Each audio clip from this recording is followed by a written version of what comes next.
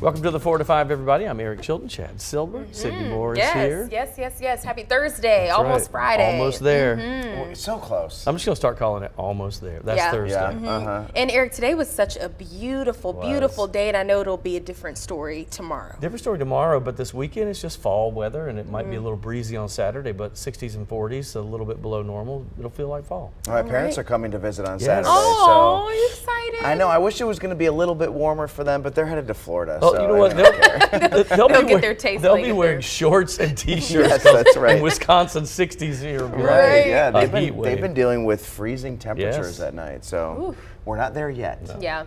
Okay, well, a big story that we are covering today, new congressional maps that could impact who represents you in Washington. State lawmakers shared these map proposals yesterday, which would have a big impact on Guilford County specifically. If approved, they'd threaten the re-election of at least 3 Democratic House members across the state. Right now, our state's 14 seats in the House are split evenly down the middle, 7 Democrats and 7 Republicans. The proposed maps could potentially transfer power of 3 of those seats from Democrat to Republican.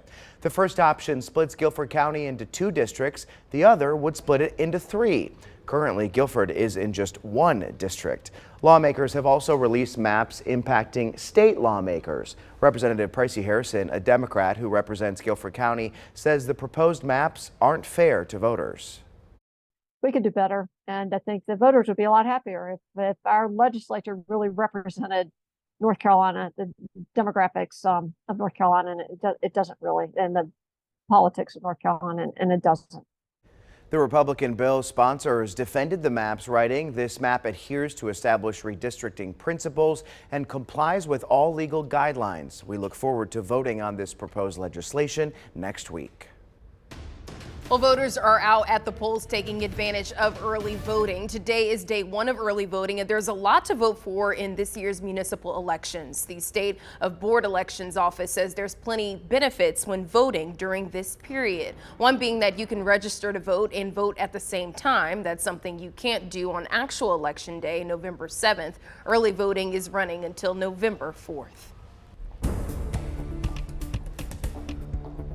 We have a couple of clouds finally moving. It was a beautiful day today, sunshine. Really, I think this is probably going to be the nicest day out of the next, say, 4 or 5. But next week, when we get to that Tuesday, Wednesday, Thursday time period, we're going to see some really nice weather and temperatures slightly above normal. So we just got to hang in there for a little bit. A couple of clouds as we see, but let's go out to the wider shot. That is that cold front coming in with the rain. It'll probably start to move in overnight. We'll see clouds build in starting now going into the overnight period. And then Friday, not necessarily a heavy rain all day washout, but it will be on again, off again showers, and probably a good 60% chance of that. When you look at this on the 7-day, that's really the only rainy day. It's a 60% chance and 65. This weekend, mid-60s and clearing. Kind of a little breezy Saturday, but sunny on Sunday. And there's a warming trend next week. Mid to upper 60s Monday, Tuesday, all sunshine, sunny, and low 70s for Wednesday and Thursday. All right, let's get to your 4 to 5 roundup now. First up today, there has been another murder in Winston-Salem. It comes a couple hours after police laid out new safety measures to combat violent crime. Chief William Penn Jr. says his department will again increase patrol in high crime areas, which he said worked over the summer. Reedsville police say they're searching for an armed and dangerous shooting suspect. They say James McDaniel Jr. shot a man early yesterday morning on Barnes Street. He faces several charges, including attempted murder. Call 911 if you've seen him.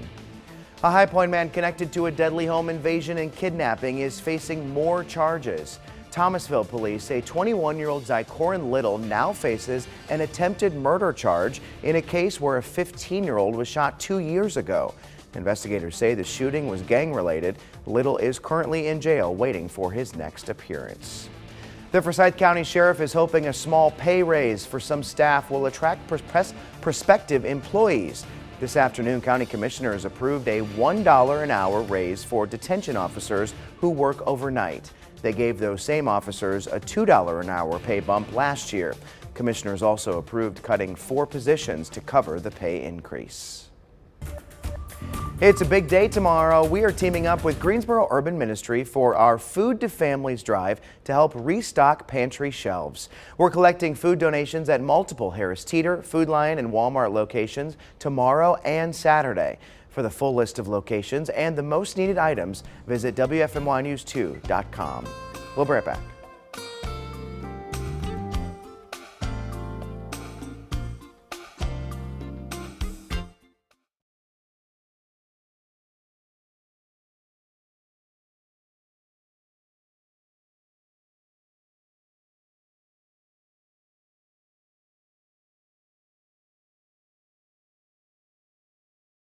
Hello, I gotta put my shoes on.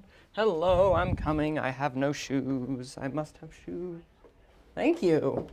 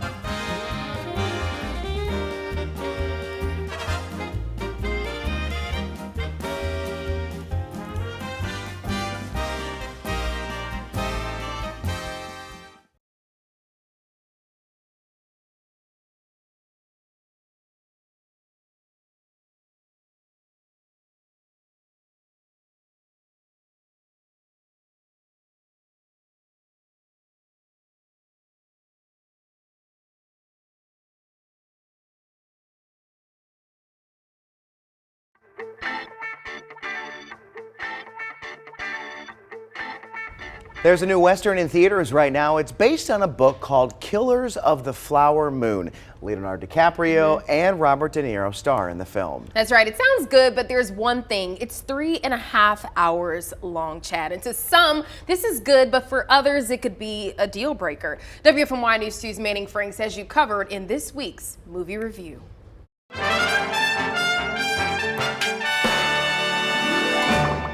With a career that spans over 50 years, Martin Scorsese has been one of the silver screen's most celebrated directors. So honestly, anything that man touches, in my humble opinion, is a cinematic experience worth watching. From Raging Bull to Goodfellas to more recently Hugo and even Silence, my personal favorite of his. That man knows how to make them. So you take Killers of the Flower Moon with a stacked cast and historically poignant subject matter, and you have a movie, I believe, that you should have both eyes on. Why did you come here?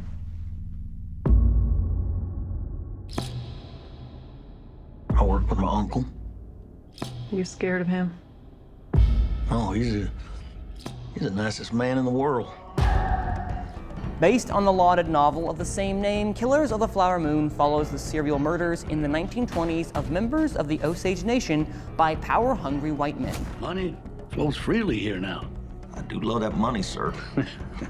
One of those men, Ernest Burkhart, must wrestle with the devotion of his blood family versus the love of his wife, Molly, a member of the Osage Nation, who is hell-bent on uncovering the grisly murders of her own family.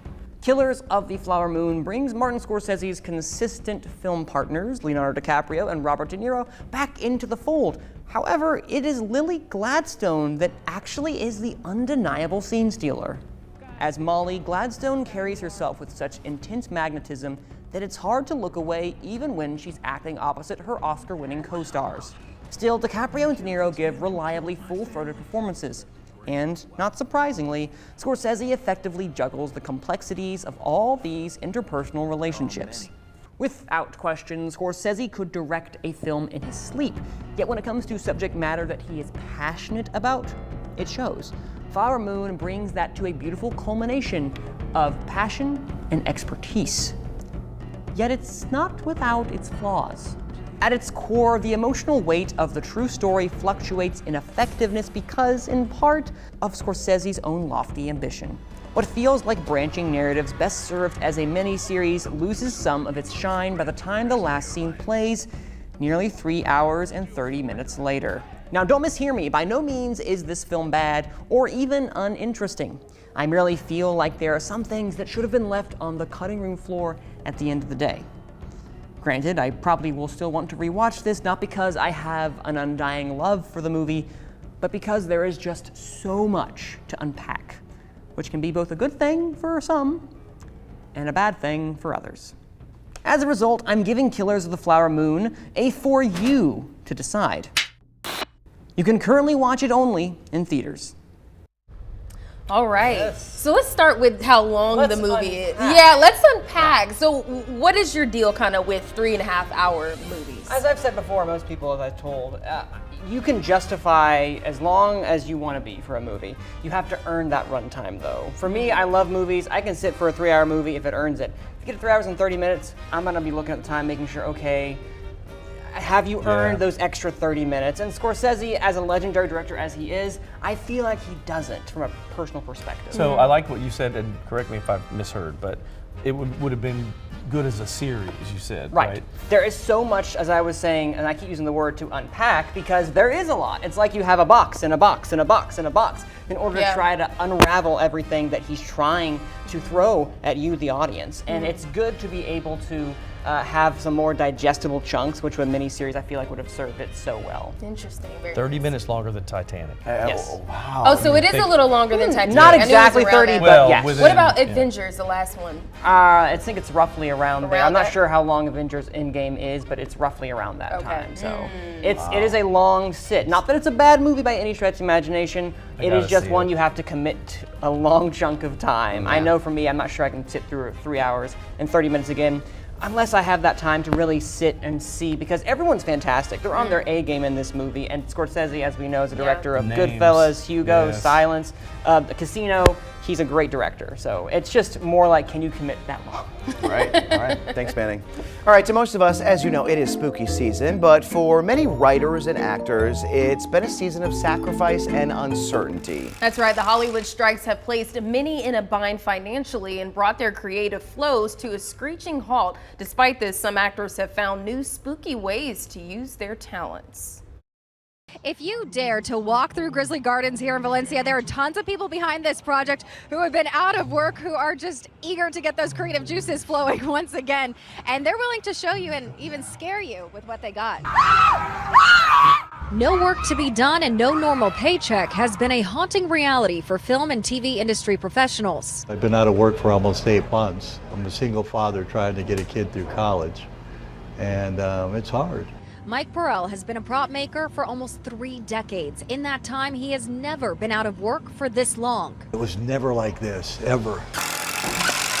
Until he got a call 5 weeks ago to build a haunted house. They didn't think we could do it, but people don't realize in the studios we always make the deadline. All you have to do is point a finger, give us a crayon picture, give us a picture of what you think, a cartoon, and we'll build it. And so he and his team built 40,000 square feet of walls, making a quarter-mile long, terrifying maze called Grizzly Gardens. Let's build something that's never been done before, right? That could never normally happen. If they were working and we were working, this could never happen. And everybody raised their hands and said, let's do it. Scott Niner owns Dangling Carrot Creative. It's been in this Valencia location for 10 years, doing film and television graphics. We've been suffering as everybody else has. I've had to lay off about 34 employees when the strike happened. To get everyone working again, he turned his business into this haunted house. It felt good to get out of bed early in the morning and have a reason to go to work every day. Grizzly Gardens has 60 people behind it, a production teams, prop makers, and actors. Studios even stepped up to donate a lot of the supplies and tools needed to make the haunts happen. It's the life work of people that have been doing this for the last 30 to 40 years. It's the work that we do. It's what we do for a living. But perfectly horrifying at the same time. Absolutely. This is one of my favorite props right here that I had to build.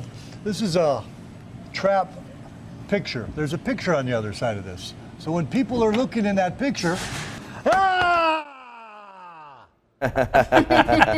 That's actually funny. I can't even get through an entire haunted house without having my eyes closed the majority of the time. I was joking when I said personal space. I meant it. Too much going around. What a cool thing, though, to have, to allow some of these workers to use their talents, also make some money in a different way. I'm sure that is like the best haunted house. That's what I was going to say. Anywhere, because they're so talented at what they do. You have the Star Jones down in Alamance County. They actually have worked on real movies, and they used to do their haunted trail for a while, and it's way different than some of the others. It's amazing the caliber, because a lot of these, again, you saw the prop masters, people who are also behind the scenes who can't work because everything's really on hold for the time being. Seeing them put to work is really nice, because you don't think about that, because someone who may have a couple of acclaimed films and has done some prop work behind. Come on, that's going to be out of this world. It will be. Yeah. No, thank you, by the way. Oh, no, thank you. But that is not me. From a distance, respectful. I think I'll go through a haunted house. I think I will. I've changed my mind. A week ago, I didn't want to, but now my mind has changed. We're going to strap a GoPro on you then and have you do it that way. Oh, that would be very entertaining. I just want to say If we all did it together, I might do it, because I know I'm with people that don't like it either. Listen, yes. I would rather go through a real haunted house than one of those. No, personally. no. Yeah, saying it. We would be like the from the Wizard of Oz, walking through like the Hanging haunted forest. Like, somebody pulled my tail. Somebody pulled my tail. The cowardly lion. You're the cowardly lion. You have to be. I'm sorry. It's horrible. All right. I'll be the Tin Man. Take a break. We'll be right back.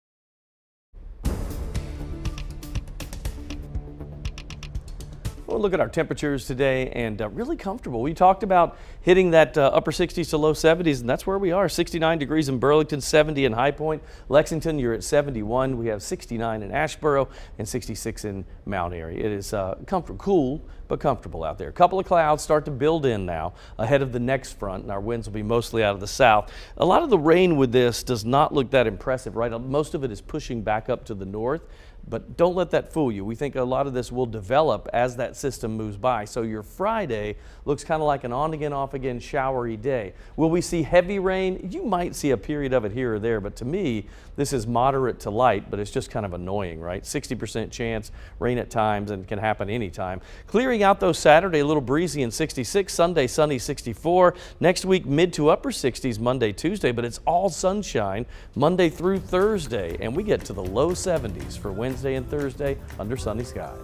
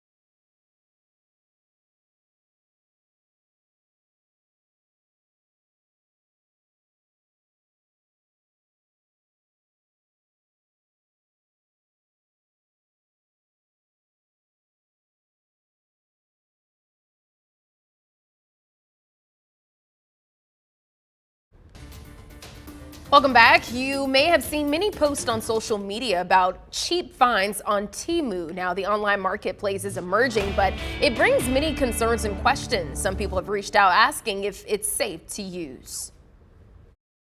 Buying products online can be a big win or a major disappointment when it comes to shipping, quality, and price. But what about your privacy? Many Verified viewers have reached out with concerns about Temu, an online discount marketplace, including whether the company is selling your personal data. Using these sources, here's what we can verify about Temu. Yes, Temu.com is a legitimate company. The direct-to-consumer business allows people to buy directly from manufacturers in China, while Temu handles the shipping and logistics. But that doesn't mean everyone's had a great experience with Temu. According to the Better Business Bureau, Temu has a C+ rating. And in 2022, the company had more than 400 complaints filed against them. Many of them are about poor quality of products, shipping, or the delays people experience in getting refunds for items they didn't get or items they returned. And now for the answers you've all been waiting for. Yes, Temu does collect your data. But before you freak out, Temu has the same policies as other e-commerce sites like Amazon, Shein, and Wish. The company collects your contact, payment, and demographic info, personal government-issued identification numbers, if you give it to them, as well as any user-generated content on your phone, like photos, videos, and audio recordings. Temu says it doesn't sell users' personal information, but it does share your information with a number of entities, like payment processors, advertising partners, and third parties that may be involved in promotions and marketing. Temu also provides user data directly to the seller of the product being purchased. Next, yes, Temu is owned by a Chinese company, but Temu's website doesn't say anything about Chinese authorities having access to a user's private information. The site does, however, have a disclaimer that says, security risk is inherent in all internet and information technologies, and we cannot guarantee the security of your personal information. PDD Holdings, which owns Temu, also owns Pinduoduo, another online shopping app that is primarily used in China. In March, Google warned Android users against downloading that app and suspended it from the Play Store after malicious software was detected. But the Temu app hasn't been suspended. With your Verify, I'm Ariande Till. Interesting. Yeah, I'm kind of very on the edge when it comes to like shopping online and using sites that I'm not really familiar with. To be honest, I've never really heard of Temu really before. But the shipping delays, that is a really big red flag to me. If it takes forever and ever and ever, I start to get on edge. I'm the type of person, please send me alerts, a lot of alerts along the way. Yeah. So when Wish first came out, I had ordered a couple of things off there because if you're familiar, I mean, you look at the website and everything's like $2. Like things that would be like $50 in the US are like $2. Here's the catch though, it's coming from China, like literally by boat, so it takes about a month to get here. And then you don't really return it because it's $2, and by the time you deal with the Chinese company, it's not even worth it. And so you hope that the quality is good. I mean, it's definitely a trade-off. That might be their business model, is that such and such percentage of people will just say, forget about it. Right, yeah. And they make $2 Cost off me $2. 10 million people, they're making $20 million for nothing. Yeah, but I'm sure you were looking forward to getting that. Absolutely, and when it comes a month later, I forgot that I had ordered it. It's like, wow, what is this What that is I got this? with all these like Asian markings on it? I have a secret admirer. Someone gave me a gift, and meanwhile it was you. Somebody loves me in Beijing. Oh, no one loves me. I was wrong. We'll be right back.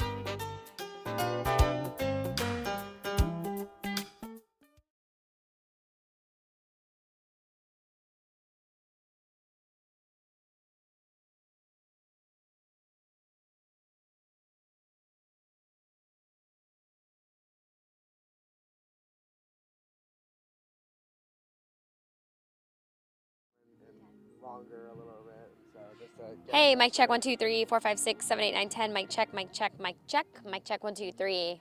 Mic check.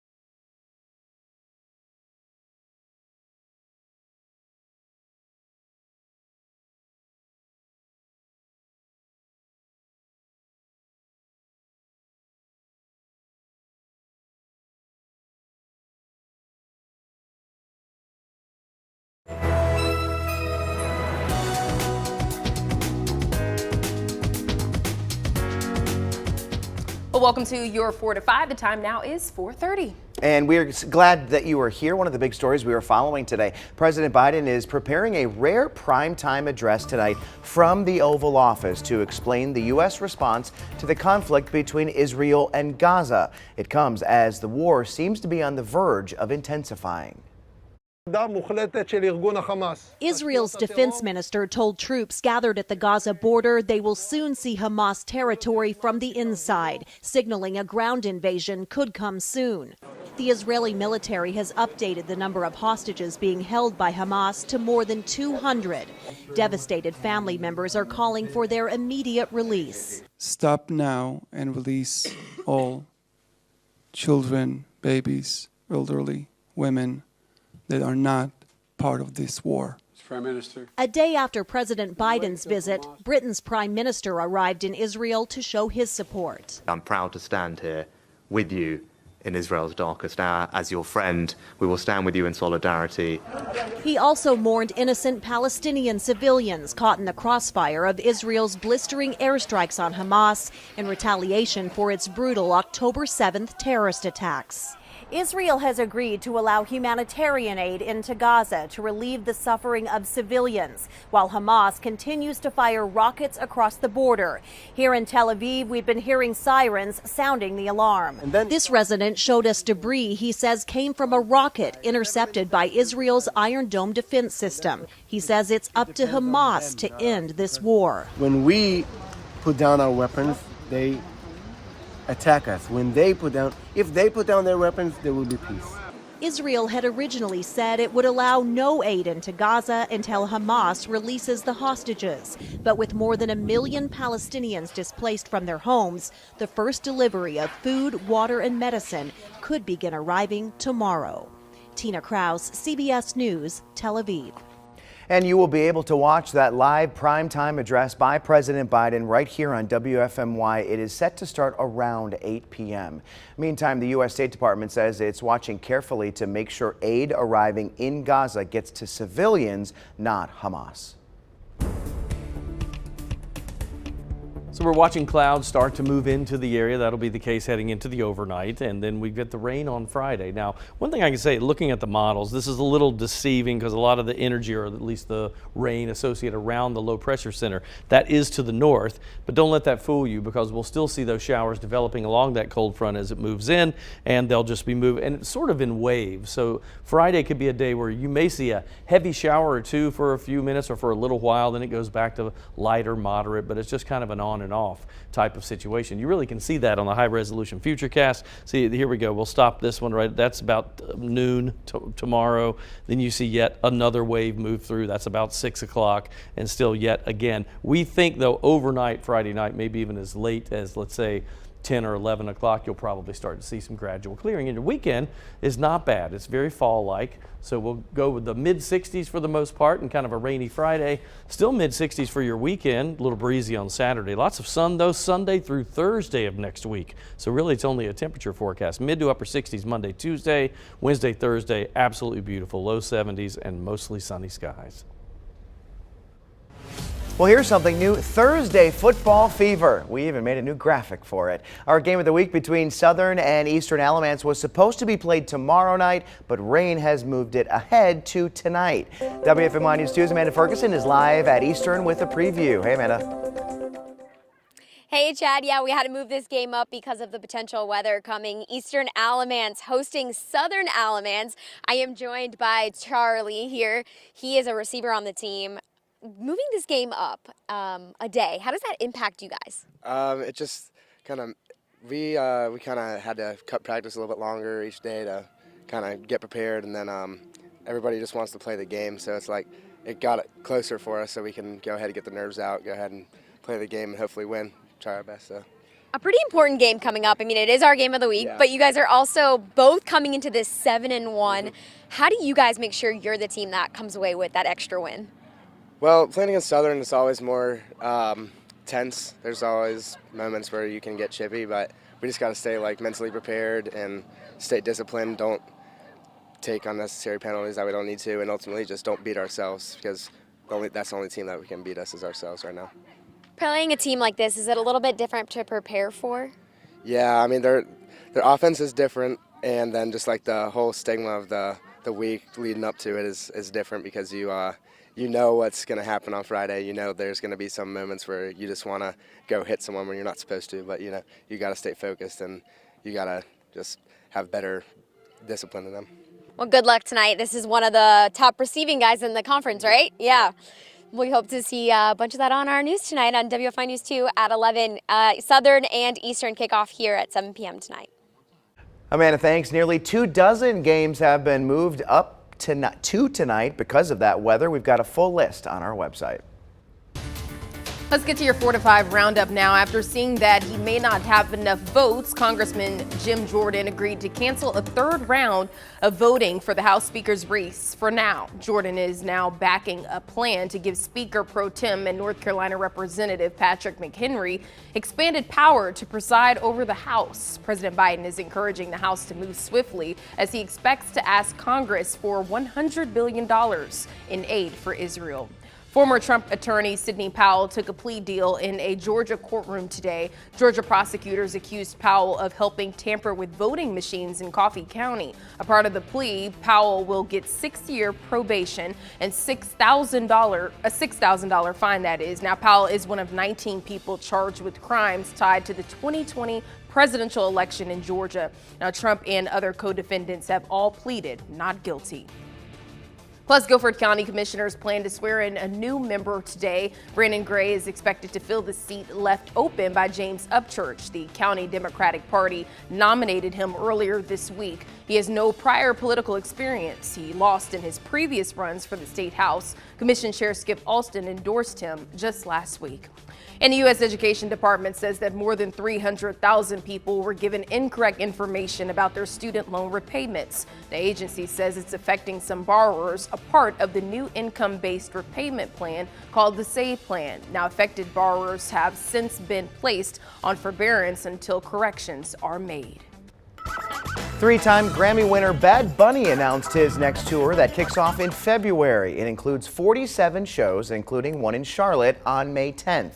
The artist is urging fans to register now for tickets to avoid scams and resales. You can pre-register on Ticketmaster until Sunday. You know, it is such a shame that Ticketmaster can't figure out how to avoid selling tickets to scams or bots. I feel like we have been dealing with this for years. Yeah, especially since it's such a big, huge, company for folks to get tickets from. I remember hearing a lot of conflict about it, especially with the Taylor Swift concert. Oh, yeah, that was massive. As well too. But yeah, it comes with a lot of those hidden fees with Ticketmaster. Sometimes it seems like it just kind of punch you in the face. And I hate it because I'll look and some of the tickets are expensive. So you're looking at a $120, $150 ticket.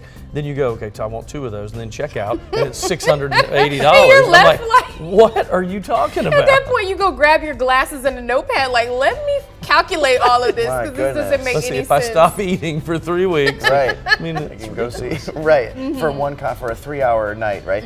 I am glad though. I have seen, Congress has they are aware of this. It seems as though they might be taking some action, which would be nice because Ticketmaster, that's it. It's a monopoly. I mean, that you can't really get tickets anywhere else. But world tours are exciting, so I'm sure fans of Bad Bunny will be excited. Yeah, absolutely right. All right. Well, new discovery has been made in the U.S., one bringing up Earth's vast history. Scientists found a dinosaur footprint out in Colorado that has a lot of people in awe. The city of Golden may be old, but not this old. I feel like a kid in a candy store just got their allowance. Colton Snyder is a paleontologist with History Colorado, and here lies a Triceratops dinosaur track, tens of millions of years old. Most of the block has already separated off the wall. We've got a little dirt left here on the side closest to me. In fact, earlier this month, it was found more than 40% of the block containing the track was no longer attached to the wall. If it did fall on its own, it weighs enough that it was likely going to shatter itself. So rather than going the whole winter, we decided to come down and help them pull it off. Not far away at Dinosaur Ridge near Morrison, similar footprints are also in danger of extinction. So they're being mapped with drones before the weather erases them forever. We are in one of the most important fossil areas in all of Colorado, arguably one of the most important places in the entire world. Here on Golden's Triceratops Trail, they put the track in a field jacket covered with plaster. Our fossil track's actually right here. You can see it's a lot thicker. That's actually what our wood frame here is for, so that the track doesn't hit the ground first. A Triceratops with a cast on its foot, kind of. It's a lot like when you go to the doctor with a broken arm or a broken leg. It's the exact same types of process. In fact, on smaller fossils, we'll actually use those same bandages that they use in the doctor's office to save time. Like a medical operation, this had to be done with precision. 3, 2, 1. Perfect! The Triceratops footprint now goes to the Golden History Museum. 1, 2, 3. With imagination, a dinosaur once again on the move in what became Colorado.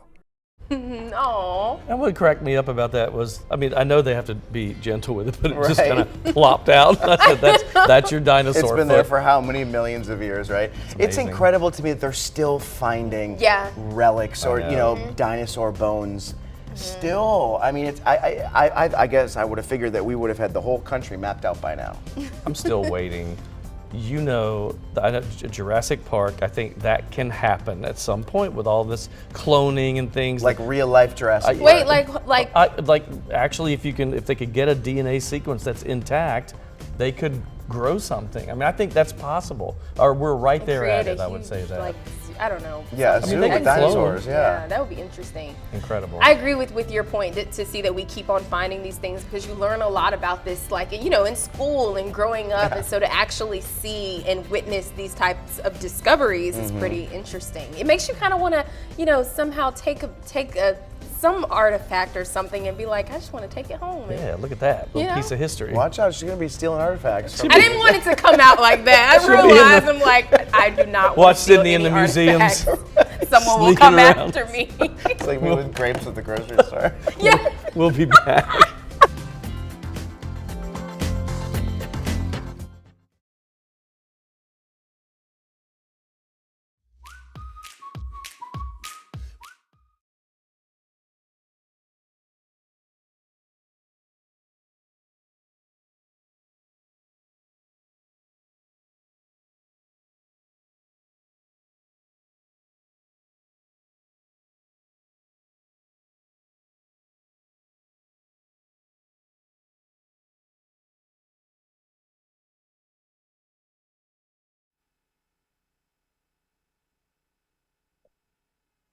Yeah, I'm talking about what goes wrong with punishments.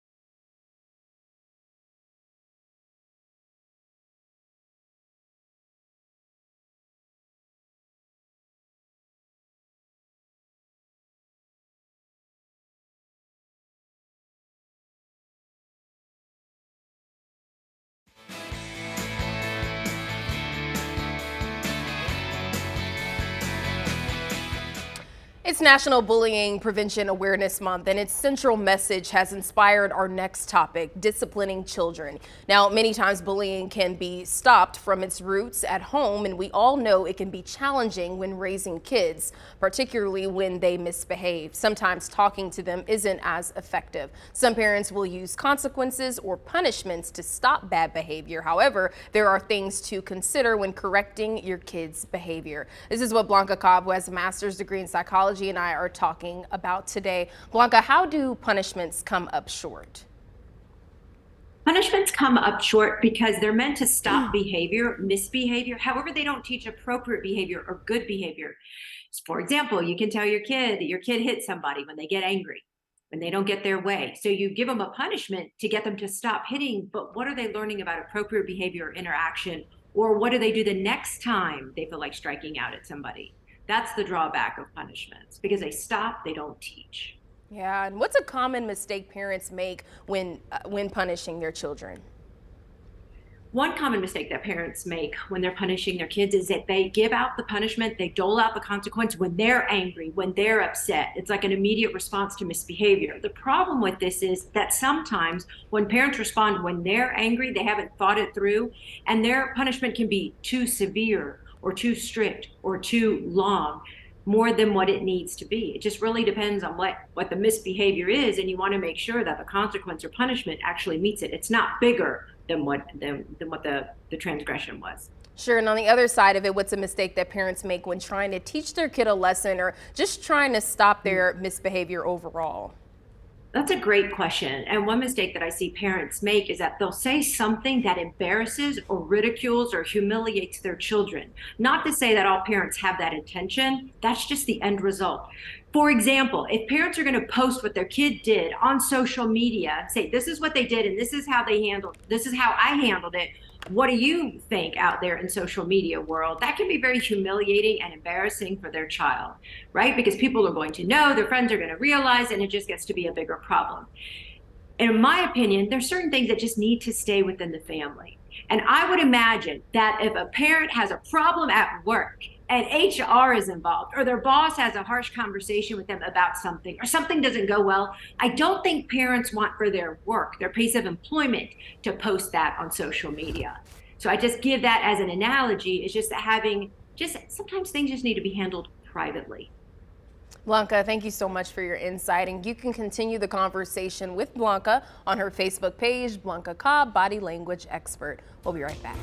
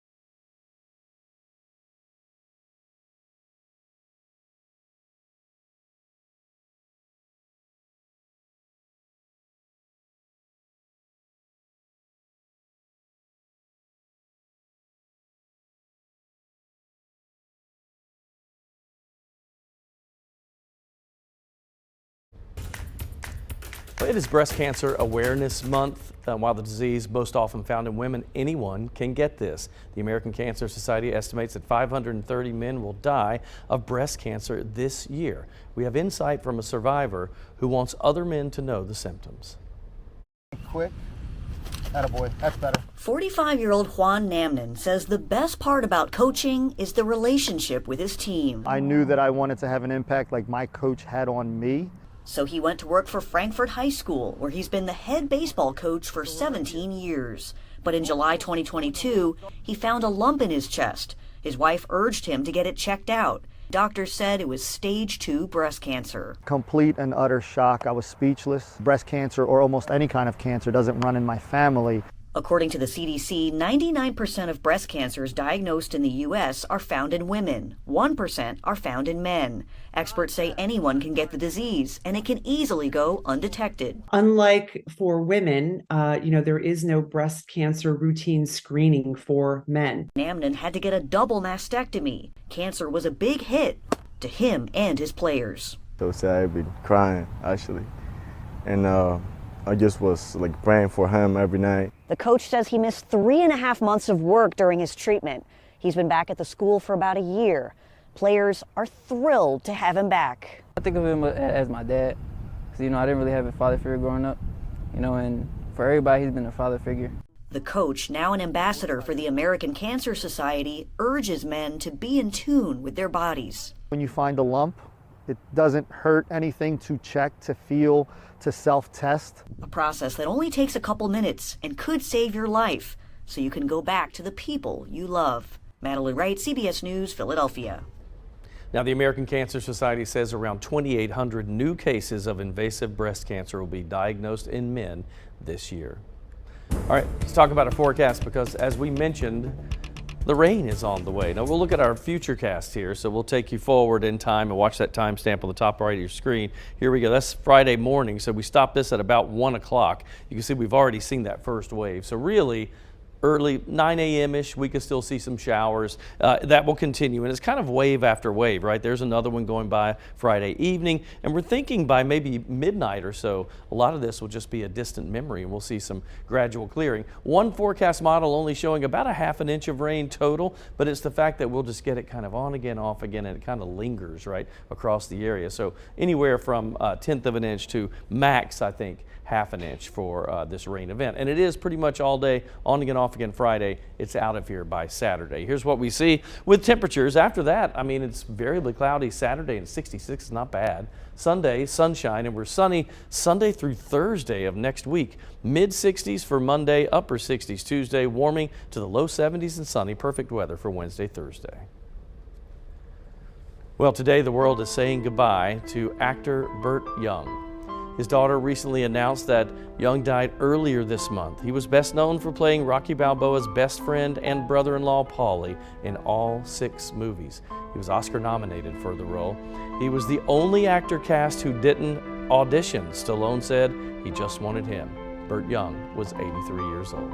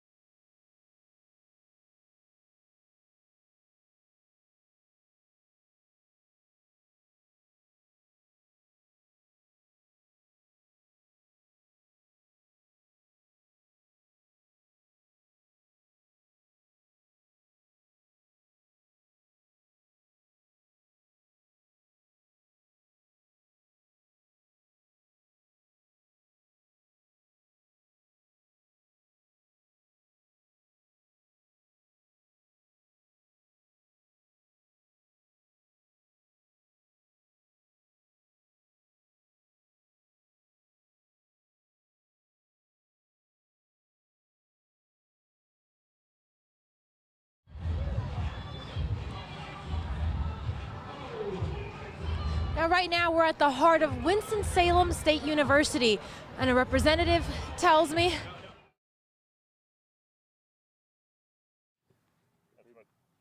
Hey, mic check 1, 2, 3, 4, 5, 6. Getting ready for our Friday Football Fever game of the week on a Thursday here at Eastern Alamance. Southern Alamance coming over here.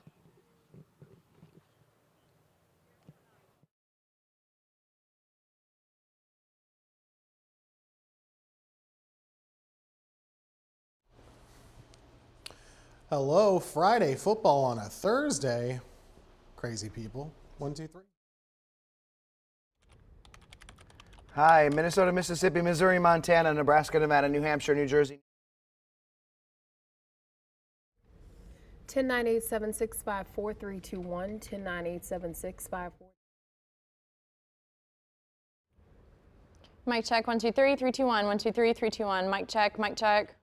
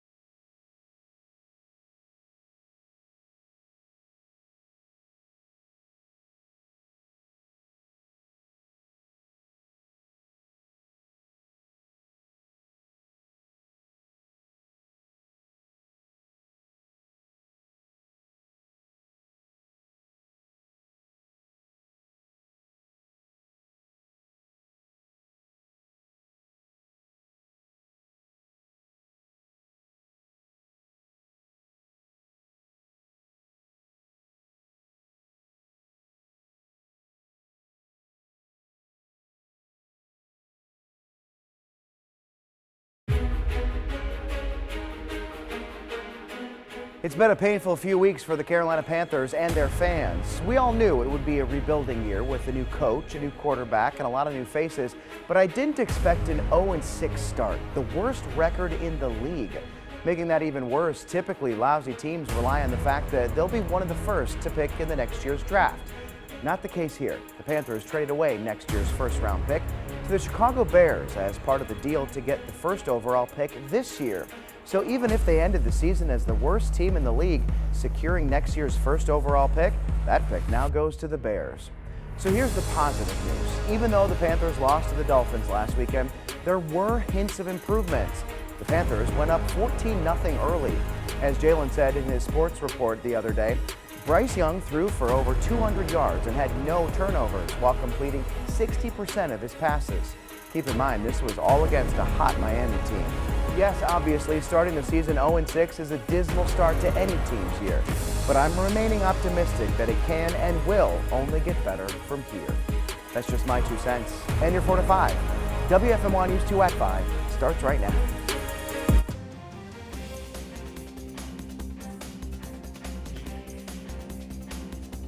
Well, it is homecoming season for our colleges and universities, a time where old and new college students celebrate their alma mater. And it's homecoming week for Winston-Salem State, the first full homecoming in 4 years since the pandemic and last year's threat of Hurricane Ian. That's right. This weekend, thousands of former and current students will be in Winston-Salem to celebrate. But with the celebrations comes the need for safety. WFMY News 2's Giselle Thomas joins us live as the university prepares for a safe homecoming weekend.